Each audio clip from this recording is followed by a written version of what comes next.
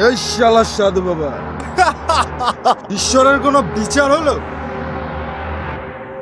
হাট!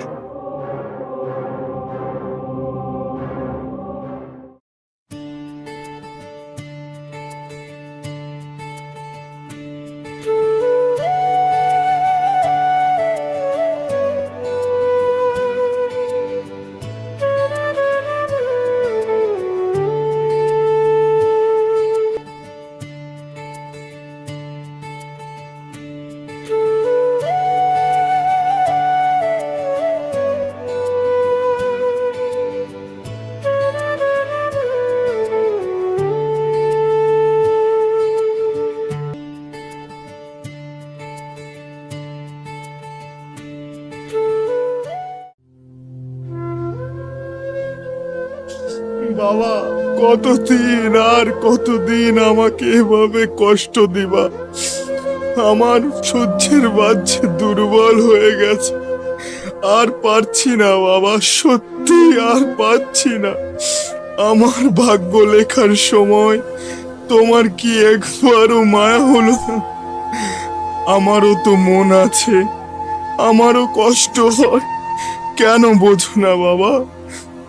তিনবার চাকরি হয়েও হলো না। 7 বছরের প্রেম 7 দিনে চুরমার হয়ে গেল। বাবা দেখো না, তোমার এই বোকা ছেলে এখনো ভাবে আমারও একদিন কপাল খুলবে, কিন্তু কবে? কপাল খোলার আশায় থাকতে থাকতে ধুতি খুলে গেল, অবশিষ্ট আছে আন্ডার প্যান্ট। এও বেশি দিন থাকবে বলে মনে হয় না। বাবা প্রতিদিন এসে জানিয়ে যায় কালকেও আসবো। বাবা, তাহলে আজকের মতো আসি।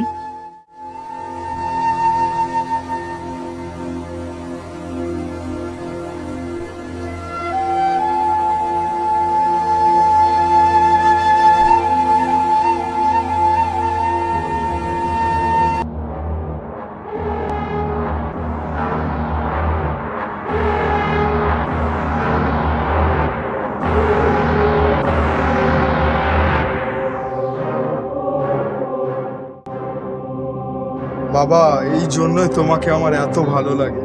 মনে কষ্ট দিয়েও কষ্ট ভোলানোর জন্য মাল খাওয়ার টাকা দাও। কি আর করব বাবা, নাই মামার চেয়ে কানা মামাই ভালো।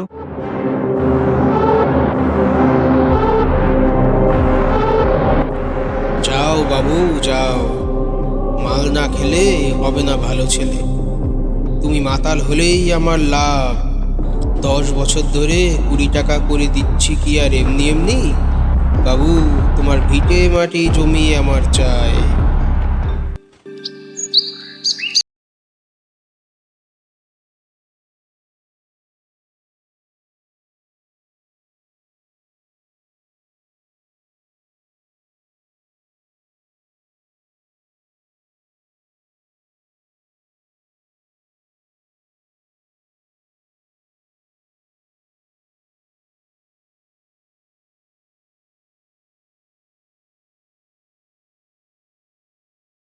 নামছি।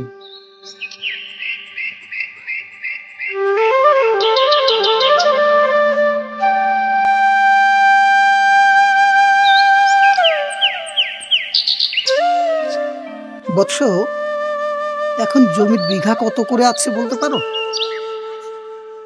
হ্যাঁ ভাই, আর এমন কি কঠিন প্রশ্ন? বড়জোর বিঘা প্রতি 20-22 হাজার টাকা। 10 বছর ধরে 20 টাকা করে দিলে মোটামুটি 72 হাজার টাকা দেওয়া হয়। এতে সৎ পথে তুমি কত বিঘা জমি কিনতে পারতে? ভাবো ভাবো, ভাবতে শেখো। হিংসায় অন্ধ হয়ে উল্লুমানা থেকে নিজেই উল্লু হয়ে গেলাম।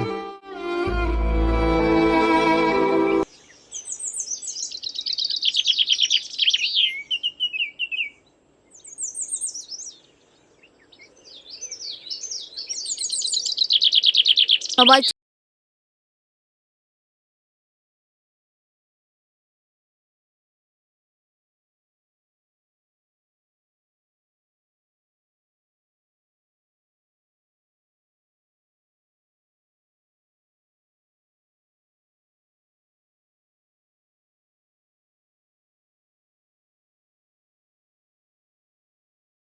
ॐ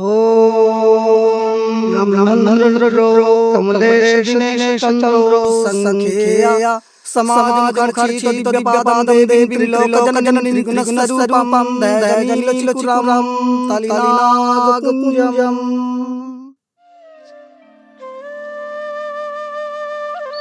ওম নমঃ শিবায়। বৎস, আমরা পুরনো পাঠ্য মনে রাখব, নতুন পাঠ্য গ্রহণ করব, কোনোটাই ভোলা চলবে না। হ্যাঁ গুরুদেব, আপনি প্রশ্ন করলে আপনাকে সন্তুষ্ট করার জন্য আমরা সর্বোচ্চ প্রয়াস করব। তোমাদের কল্যাণ হোক। বৎস, আজ আমাদের পাঠ্য নীতিকথার প্রথম নম্বরটি হলো অলসতা। এটা কোনো মতেই ভালো নয়। অলস বুদ্ধি, অলস মন, অলস চিন্তা, এটি কোনো মতেই সামান্য বিষয় নয়। এরা চাইলেই একটা জীবন, একটা জাতি, একটা দেশকে নিমেষেই ধ্বংস করে দিতে পারে। এর সূচনা সামান্য, কিন্তু পরিণাম ভয়ঙ্কর। আচ্ছা গুরুদেব, এর থেকে মুক্তি পাওয়ার উপায় কি? আছে, কিন্তু তা মোটেই সহজ বিষয় নয়, আবার খুব কঠিনও নয়। তাহলে মন দিয়ে শোনো। প্রত্যহ সূর্যোদয়ের আগে শয্যা ত্যাগ করা, প্রত্যহ সকালে ব্যায়াম কসরত করা, সঠিক খাদ্য এবং অভ্যাসের দ্বারা অলসতা দূর করা সম্ভব। আচ্ছা বলো তো, বর্ণ পরিচয়ের অতে কতগুলি স্বরবর্ণ আছে? গুরুদেব, আপনি যদি অনুমতি দেন আমি কি বলবো? মোট 11টি, যেমন অ, আ, হ্রস্ব দীর্ঘ, হ্রস্ব দীর্ঘ, রি, এ, ওই, ও, ও। এই সবগুলি স্বরবর্ণ। ললিত, তুমি আদি একটা বাক্য রচনা করো তো। স্বরে আয় আদর্শতায় কাটক জীবন। বৈভবী, তুমি ঔদি একটা বাক্য রচনা করো তো। ঔদ্ধত্য ভালো নয়, সৎপক্ষে হয় বিসর্জন। বিভূতি, তুমি রস্যুদি একটা বাক্য রচনা করো তো। শৃঙ্খলতা হয় জলম দুপুর। বাহ বাহ, দারুণ।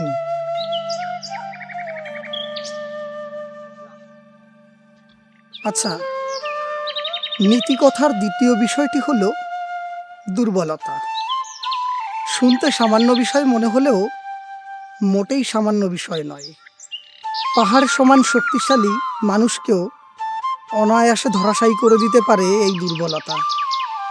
দুর্বল মন, তারা চিরকালই সন্দিগ্ধ, তারা কখনোই ভরসা করতে পারে না। তারা প্রায়ই রুগ্ন, কুটিল, ইন্দ্রিয় পরবশ হয়। তাদের নিকট সারাটা জীবনই জ্বালাময়। পরিশেষে অশান্তিতে ডুবে গিয়ে অবসাদে জীবন ক্ষয় হয়। ঈশ্বরের প্রতি অবিশ্বাস জন্মে, মনে সংশয় জাগে ঈশ্বরের বিচার নিয়ে। বিপিন বাবুর কারণ সোটা মেটায় জ্বালা, মেটায় ক্ষুধা, মরা মানুষ বাঁচিয়ে তোলে। কখনোই প্রশ্ন তুলো না ঈশ্বরের বিচার নিয়ে।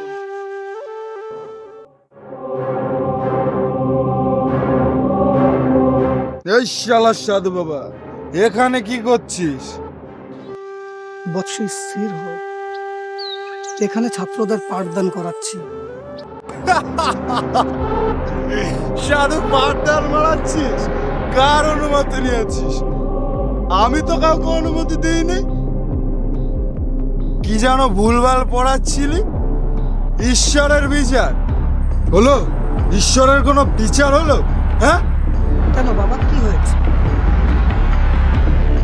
এই যে কুমড়ো গাছ, যে ঠিক করে দাঁড়াতে পারে না, লতায় নেতায় চলে, তার এত বড় ফল। কিন্তু আম গাছ, শালা এত বড় গাছ, তার ফল এইটুকানি হলো? এ তোমার কেমন বিচার হলো?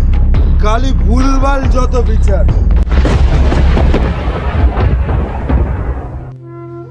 দ্বিতীয়বার যেন এই গ্রামে না দেখি।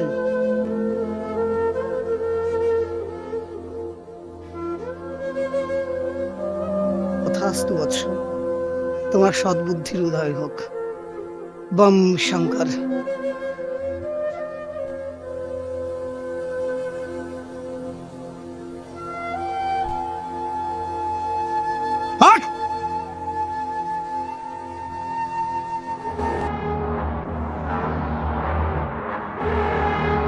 পূর্ব পশ্চিম উত্তর দক্ষিণ।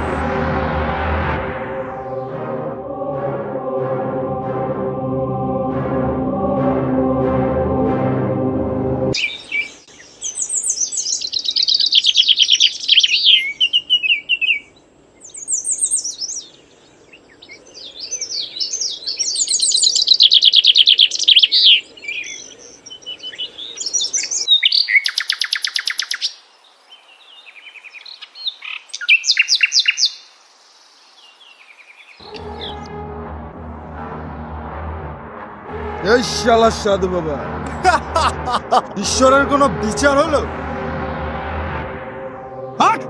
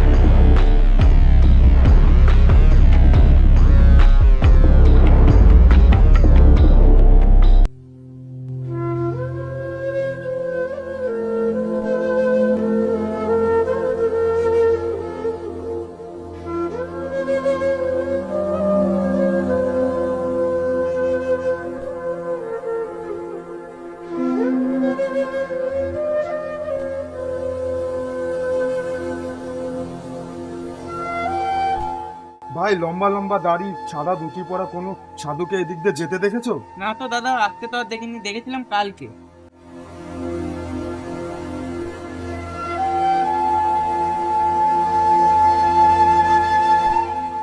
দাদা, এদিক দিয়ে কোনো সাধুকে যেতে দেখেছো?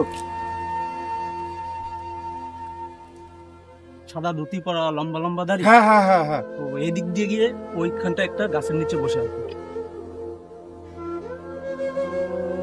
দাদা ধন্যবাদ ধন্যবাদ দাদা।